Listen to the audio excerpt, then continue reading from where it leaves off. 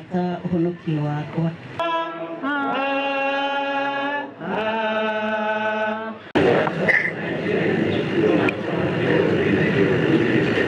Nĩngũgeria Maria.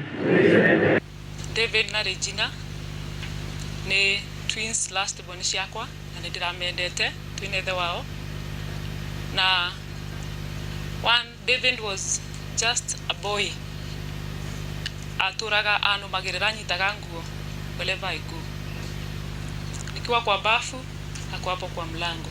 Nikiwa kwa choo ananingoja. Nikiwa kitchen tuko na yeye. Used to love the mom. Na aturaga anjitaga, "Mom, sikia nikwambie." All through. Regina was just a smiling girl, very beautiful. Na defendaga the brother so much.